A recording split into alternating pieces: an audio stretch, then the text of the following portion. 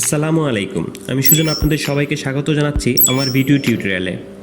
আজ আমি আপনাদের সাথে শেয়ার করব কিভাবে আপনার ডেস্কটপকে অন্যদের থেকে আলাদা লুকে দেখতে পাবেন।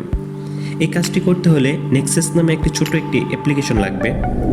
ডেসক্রিপশনে ডাউনলোড লিঙ্ক দেওয়া আছে, ফ্রিতে ডাউনলোড করে নিন। ডাউনলোড হয়ে যাওয়ার পর এক্সট্রাক্ট করুন। ডাবল ক্লিক করে ইয়েস বাটনে ক্লিক করুন।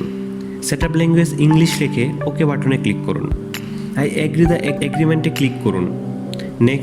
নেক্সট এবং ইনস্টল করে ফিনিশ বাটনে ক্লিক করুন।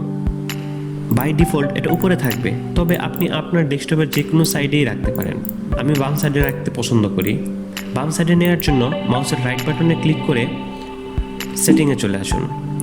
নতুন উইন্ডোর পজিশনে ক্লিক করুন।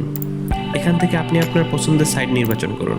যদি আপনার কোনো আইকন পছন্দ না হয় তবে রাইট বাটনে ক্লিক করে রিমুভ ফ্রম ড্রপ করলে আইকনটি চলে যাবে। আর যদি নতুন কোনো আইকন অথবা সফটওয়্যার অ্যাড করতে চান, আইকন অথবা শর্টকাটটি ধরে এনে অ্যারো কোড ছেড়ে দিন, তবেই অ্যাড হয়ে যাবে। যদি কোনো ফোল্ডার রাখতে চান তবে ফোল্ডারটি একটি শর্টকাট করুন এবং উপরে এনে ছেড়ে দিন। চলুন এবার এর কিছু ফিচার দেখি। এটা স্টার্ট মেনু, এটা ঘড়ি। এখান থেকে আপনি ডেট, টাইম এবং তাপমাত্রাও দেখতে পাবেন। এটা আমার একটা ফোল্ডার, রিসাইকেল বিন। এটা একটা ফোল্ডার। এটা ট্র্যাক্স ম্যানেজার। এটা ওয়েদার আপডেট।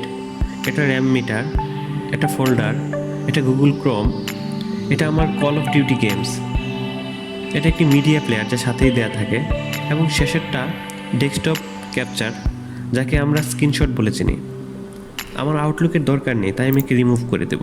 এই অ্যাপসটি প্রতি ঘন্টায় আপনাকে টাইম নোটিফিকেশন দেবে। আরও কিছু সেটআপ আছে যা আপনারা নিজেরাই দেখে নিন।